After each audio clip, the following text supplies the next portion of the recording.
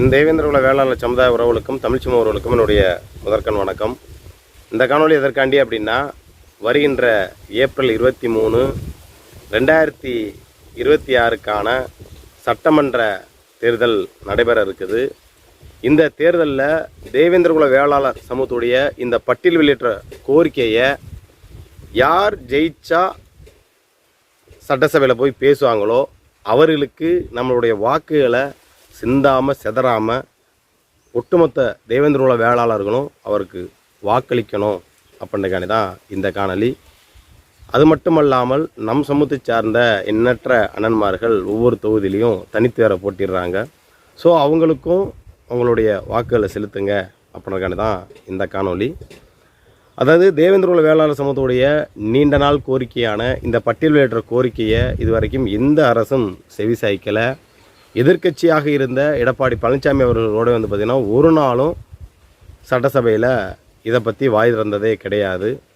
நான் ஏற்கனவே முன்ன சொன்ன மாதிரி இதற்கு முன்னாடி திருநெல்வேலி தொகுதியில் ஜெயிச்சு நாயனா நாகேந்திரன் உடைய இந்த மக்களுடைய இந்த பட்டியலிட்ட கோரிக்கையை அவர் ஒருத்தர் தான் இங்கே பேசியிருக்காரே தவிர்த்து வேறு யாருமே பேசினது கிடையாது. அப்போ இந்த 2026 தேர்தலில் நம்ம பிஜேபியாக இருக்கட்டும், இல்லை அதிமுகவாக இருக்கட்டும், இல்லை நாம் தமிழராக இருக்கட்டும், இல்லை மற்றவர்களாக இருக்கட்டும், யார் ஜெயிச்சு சட்டமன்றத்துக்கு போனால் வாய் திறப்பாங்களோ, இந்த கோரிக்கையை பற்றி பேசுவாங்களோ அவங்களுக்கு நம்மளுடைய வாக்கை கட்டாயம் செலுத்தணும் அப்படின்றக்காண்டி தான் இந்த காணொலி பதிவு செய்கிறேன். இது என்னுடைய தனிப்பட்ட கருத்தாக பதிவு செய்கிறேன், சமூகத்துடைய கருத்தாக நான் பதிவு செய்யலை. ஸோ இது செஞ்சால் சரியாக இருக்கும் அப்படின்ட்டு என்னுடைய பார்வை. முதலாவதாக ராஜபாளையம் பொது தொகுதியில் தாமரை சின்னத்தில் தமிழக மக்கள் முன்னேற்ற கழகத்தின் பொதுச் செயலாளர் அன்னி பிரிசிலா பாண்டியன் அவர்கள் நிற்கிறாங்க. ராஜபாளையத்தில் சுற்றியுள்ள அந்த தொகுதியை சுற்றியுள்ள பெரும்பான்மையான தேவேந்திரகுல வேளாளர் சமூகம் கட்சி இயக்கம் போட்டி பொறாமையை கடந்து அவங்களுக்கு பெருவாரியான வாக்குகள் பதிவு செய்யணும். ஏன் அவங்களுக்கு ஓட்டு போடணும் நான் சொல்கிறேன் அப்படின்னா, அவங்க ஜெயிச்சா கட்டாயம் அந்த தொகுதிக்கு மட்டும் இல்லை, அந்த தொகுதிகளுக்கு எண்ணற்ற நல்ல விஷயங்கள்லாம் அதெல்லாம் அங்கே செய்வோம் அப்படின்னு சொல்லியிருக்காங்க. அது மட்டும் அல்லாமல் நம்மளுடைய இந்த கோரிக்கையான பட்டியல் வெளியிட்ட கோரிக்கையை கட்டாயம் சட்டசபையில் பேசுவாங்க.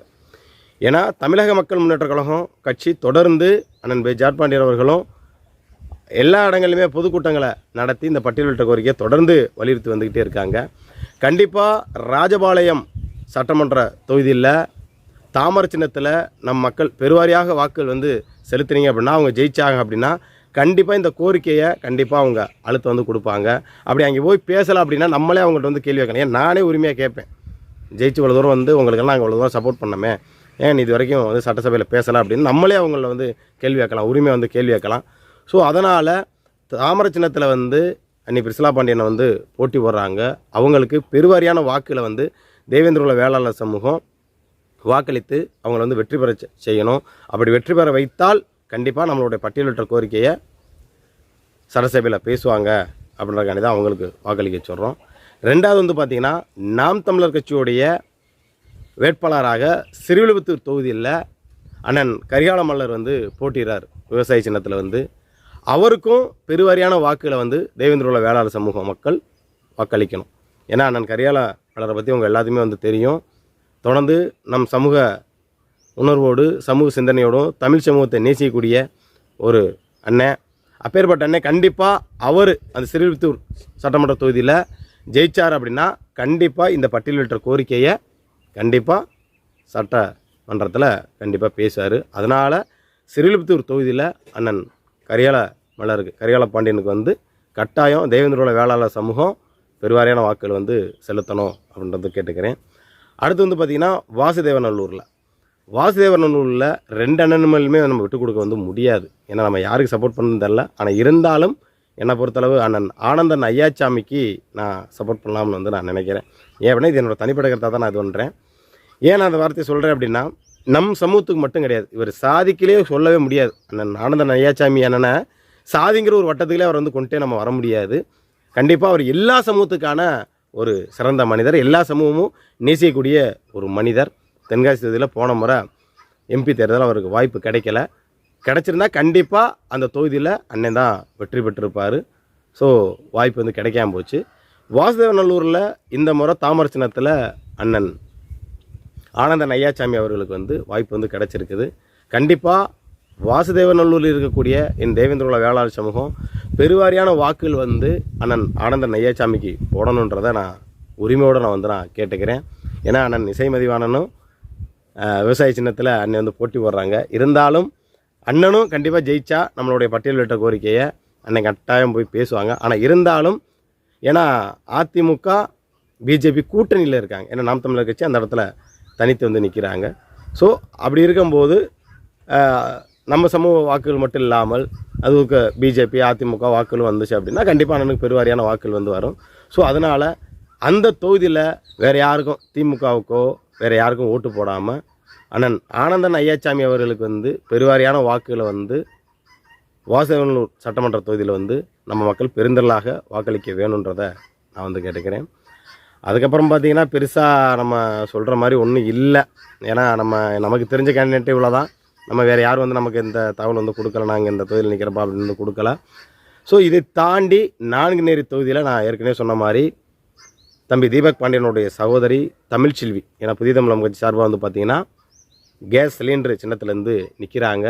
அவங்களுக்கு பெருவாரியான வாக்குகளை வந்து அந்த சிலிண்டர் சின்னத்தில் வாக்களிக்கணும் அப்படின்றதையும் ஒரு அன்பான வேண்டுகோளை வந்து வச்சுக்கிறேன். நம்ம மதுரை மண்ணில் அண்ணன் ஏஜே அருண் பாண்டியன், அதாவது பசுதியார் தனிப்படைன்னு வந்து வச்சுருந்தாங்க. இப்போ தமிழர் எழுச்சி கழகம் அப்படின்ற ஒரு கட்சியை தொடங்கி நம்ம மதுரை கிழக்கு தொகுதியில் டிவி சின்னத்தில், அதாவது டிவி போட்டி இருக்கு இல்லையா, அந்த சின்னத்தில் அண்ணன் வந்து சுயேட்சை வந்து போட்டி வர்றாங்க. பெரும்பான்மையான நம் தேவேந்திரகுல வேளாளர் சமூகம் அண்ணனுக்கு வந்து வாக்களிக்கணும் அப்படின்றத கேட்டுக்கிறேன். அதே போல் முதுகுளத்தூர் தொகுதியில் நம்ம யாரை சொல்கிறேன்னே தெரில. ஒரு பக்கம் கேமரா சின்னத்தில் அண்ணன் தமிழக வாழ்வுரிமை கட்சி சார்பாக வந்து அண்ணன் செந்தில்மலர் அண்ணன் நிற்கிறாங்க. அப்புறம் இன்னொரு கட்சியிலேருந்து ஒருத்தர் நிற்கிறாங்க. அப்புறம் வந்து பார்த்திங்கன்னா அண்ணன் முக வையவனன் வந்து நிற்கிறாங்க. தீப்பெட்டி சின்னத்தில் சாதி ரீதியாக நம்ம சொல்லணும் அப்படின்னா கண்டிப்பாக அண்ணன் முக வையவனனுக்கு வந்து முதுகுளத்தூர் சட்டமன்ற தொகுதியில் நம் தேவேந்திரகுல வேளாளர் சமூக மக்கள் பெருவாரியான வாக்குகள் வந்து அண்ணனுக்கு வந்து செலுத்தணும்னு நான் வந்து நினைக்கிறேன். ஏன்னா அந்த முதுகுளத்தூர் சட்டமன்ற தொகுதியில் என்ன சூழ்நிலை போயிட்டுருக்குன்னு எல்லாத்தையுமே தெரியும்னு நான் நினைக்கிறேன். இது நம்ம அது என்ன சொல்கிறேன்னு தெரில. ஸோ அண்ணனுடைய வாக்குகள் வந்து பிரிஞ்சாலும் அது இன்னொரு ஆளுக்கு எதிராளிகளுக்கு சாதம் வந்து தான் அமைய போகுது. நம்ம இங்கிட்டும் சொல்ல மாட்டாமல் அங்கிட்டும் சொல்ல மாட்டாமல் இருக்கிறோம். அதே போல் திருவாடனை தொகுதியில் அண்ணன் அழகர்சாமி பாண்டியன் வந்து கப்பல் சின்னத்தில் வந்து நிற்கிறாங்க. அண்ணன் அழகர்சாமி பாண்டியன் அவர்களுக்கு வந்து திருவாடனை தொகுதியில் வந்து பெருவாரியான வாக்குகள் வந்து செலுத்துங்க. ஸோ நமக்கு தெரிஞ்ச விஷயங்கள் இவ்வளோ தான். நமக்கு கொடுத்த தகவல் நம்ம பார்த்த விஷயங்கள் வந்து அதுதான். மற்றபடி வேறு யாரும் தனிப்பட்ட முறையில் வந்து தம்பி நம்ம சேனலில் வந்து இந்த மாதிரி எனக்கு சப்போர்ட் பண்ணி ஒரு காணொலி பதிவு செய்யுங்க வைங்கன்னு யாரும் வந்து சொன்னதில்லை. ஸோ நம்ம பார்த்த வரைக்கும் நம்ம வந்து ஒரு சில கருத்துக்களை வந்து நம்ம பதிவு வந்து செஞ்சுருக்கோம். அதே போல் நான் ஏன் பிஜேபி அதிமுக கூட்டணியில் இருக்கக்கூடிய இவங்களுக்கெல்லாம் நான் ஆதரிக்க சொல்கிறேன் அப்படின்னா அதில் காரணம் இருக்குது. கண்டிப்பாக இவங்க ஜெயிச்சாங்க அப்படின்னா கண்டிப்பாக சட்டமன்றத்தில் போய் தேவேந்திரகுல வேளாளர் சமூகத்துடைய இந்த பட்டியலிட்ட கோரிக்கை வந்து கண்டிப்பாக பேசுவான்ற நம்பிக்கை வந்து எனக்கு இருக்குது. ஸோ இதை உணர்ந்து தேவேந்திரகுல வேளாளர் சமூக மக்கள் எல்லாருக்கும் வந்து வாக்கு செலுத்துங்க. இதை தாண்டி வேறு எந்தெந்த பகுதியில் என்னென்னா வாக்கு செலுத்தலாம் அப்படின்னா அது உங்களுடைய விருப்பம். என்னை பொறுத்தளவு என்னுடைய மேலூர் சட்டமன்ற தொகுதியில் நான் வந்து இந்த தேர்தலில் யாருக்கு வாக்கு செலுத்தலாம்னு நான் இருக்கேன் அப்படின்னு வந்து பார்த்திங்கன்னா என்னுடைய மேலூர் சட்டமன்ற தொகுதியில் சுயமரியாதையோடு நிற்கக்கூடிய நாம் தமிழர் கட்சியோடைய வேட்பாளர் கோட்டைக்குமார் அப்படின்ற அண்ணனுக்கு தான் நான் வந்து வாக்கு செலுத்தலாம்னு வந்து இருக்கிறேன். என்னுடைய தனிப்பட்ட ஒரு விஷயத்தை நான் சொல்கிறேன். ஸோ அதே போல் அந்தந்த பகுதியில் உங்களுக்கு யார் பிடிச்சிருக்கோ உங்கள் தொகுதிக்கு இவர் ஜெயிச்சு வந்தால் கட்டாயம் என் தொகுதியில் எனக்கு தேவையான விஷயத்த என் தொகுதியில் வந்து பண்ணி கொடுப்பாரு, எங்களோட அடிப்படை வசதியில் பூர்த்தி பண்ணி கொடுப்பாரு அப்படின்னு உங்களுக்கு யாருக்கு அந்த எண்ணங்கள் வந்து தோணுதோ அவங்களுக்கு கட்டாயம் உங்களுடைய வாக்குகள் வந்து செலுத்துங்க. இந்த சாதி மதம் இனம் இதெல்லாம் கடந்து, ஏன்னா நம்ம சாதிக்காரன் அப்படின்னு நினச்சி ஒரு ஆளுக்கு வந்து ஓட்டு போடுவோம். ஆனால் ஜெயிச்சு வந்து நம்ம மக்களுக்கு ஒன்றும் பண்ண மாட்டாப்புல, மற்ற எல்லாத்துக்கும் வந்து பண்ணுவாப்புல. சரி நம்ம சாதிக்கார ஆள் தான் இப்போ இருக்காப்புல, அவர் ஜெயிச்சு வந்தால் ஏதாவது ஒன்று நமக்கு செய்வார் அப்படின்னு வந்து பார்ப்போம். ஆனால் அவரும் செய்ய மாட்டார், அவங்க சாதிக்கு மட்டுமே அதை செஞ்சுட்டு போவார். ஸோ இந்த மாதிரி இருக்குது. ஏன் நான் சொல்கிறேன்னா சேடப்பட்டி ஒன்றியத்தில் நடக்கூடிய நிகழ்வை சொல்கிறேன். பொதுவாக யார் ஜெயிச்சு வந்தாலுமே தேவேந்திரகுல வேளாளர் சமூகத்திற்கு அடிப்படை வசதியே செஞ்சு கொடுக்க மாட்டாங்க. அப்போ அந்த மாதிரி ஒரு அவல்நிலை வந்து இருக்குது. அப்போ அங்கே ஒரு ஆள் நமக்காண்டி ஒரு விஷயத்தை செய்யக்கூடிய ஒரு ஆள் அப்படின்னா அவரை மாதிரி ஆளை வந்து வெற்றி பெற வைக்கணும். ஸோ அதன் அடிப்படையில் இப்போ நான் சொன்னதெல்லாம் கொஞ்சம் நீங்கள் உள்வாங்கிக்கங்க, சரியாக தவறான்றதை உணர்ந்துக்கங்க. ஸோ யாரையும் நான் கட்டாயப்படுத்தலை. இப்போ நான் வந்து இங்கே கோட்டை குமார்ன்ற அண்ணனுக்கு நாம் தமிழர் கட்சியோட வேட்பாளருக்கு நான் ஓட்டு போடுவேன் நான் வந்து சொல்கிறேன். ஏன்னா ஆனால் நீங்கள் எல்லாருமே நாம் தமிழருக்கு தான் ஓட்டு போடணும்னு நான் வந்து சொல்ல வரல. சரிங்களா? எல்லாருமே பிஜேபிக்கு தான் ஓட்டு போடணும்னு சொல்ல வரல. எல்லாருமே ஏடிஎம்கே தான் ஓட்டு போடணும்னு நான் சொல்ல வரல. ஆனால் 2 கட்சிக்கு மட்டும் ஓட்டு தயவு செஞ்சு போட்டுறாதீங்க. அதை மட்டும் நான் தெளிவுபடுத்திக்கிறேன். ஒன்று டிஎம்கே, இன்னொன்று டிவிகே. ஏன் நான் வந்து டிவிகேக்கு ஓட்டு போடாதீங்க அப்படின்னு நான் சொல்கிறேன் அப்படின்னா அதில் ஒரு காரணம் இருக்குது. அதாவது டிவிகேவை பொறுத்தளவு ரசிகர் கூட்டமாகவே இருக்க ஆலயத்தவர் வந்து அரசியலை உள்வாங்க நாட்கள் வந்து இல்லை. ஏன் நான் வந்து சொல்கிறேன் அப்படின்னா அந்த கட்சியிலேயே படித்தவர்கள் பட்டதாரிகள் எத்தனையோ பேர் வந்து அந்த கட்சியில் வந்து பயணிக்கிறாங்க. ஆனால் அவங்களுக்கெல்லாம் வாய்ப்பு கொடுக்காம டிவிகேல என்ன பண்ணுறாங்க அப்படின்னா எவன் காசு அதிகமாக கொடுக்குறானோ, பாலியல் வழக்கில் இருந்தாலும் சாதி வெறியாக இருந்தாலும் சம்மந்தமே இல்லாதவர்களுக்கெல்லாம் சீட்டு கொடுத்து வச்சுருக்காரு விஜய். சரிங்களா? அதனால் இது சம்மந்தமாக நான் அடுத்த காலில் வந்து விரிவாக வந்து பேசுகிறேன். அதனால் டிஎம்கே என்றைக்குமே நம்ம தேவேந்திரோட வேளா சமூகத்துக்கு துரோகம் செய்யக்கூடிய ஒரு கட்சி தான். அவங்களுக்கு நல்லாவே தெரியும். நிறைய பேர் சொல்லலாம், மணிமண்டபம் நாங்கள் தானே கட்டி கொடுத்தோம், சிலை நாங்கள் தானே வச்சு கொடுத்தோம்ல. அது மணிமண்டபம் இல்லை, அது கல்யாண மண்டபம். நம்ம ஏற்கனவே சொல்லியிருப்போம். பொல்லானுக்கு கட்டி வச்ச அந்த அரங்கம், அந்த வடிவமைப்பு பரமக்குடியில் இல்லை. அப்போ இங்கே முழுக்க ஒரு சாதிய கன்னடத்தோட சாதிய வெறியோடு அங்கே இருக்கக்கூடிய எம்எல்ஏவாக இருக்கட்டும், அமைச்சராக இருக்கட்டும், இல்லை நிர்வாகிகளாக இருக்கட்டும், எல்லாருமே அந்த வேலையை வந்து செஞ்சிட்டாங்க.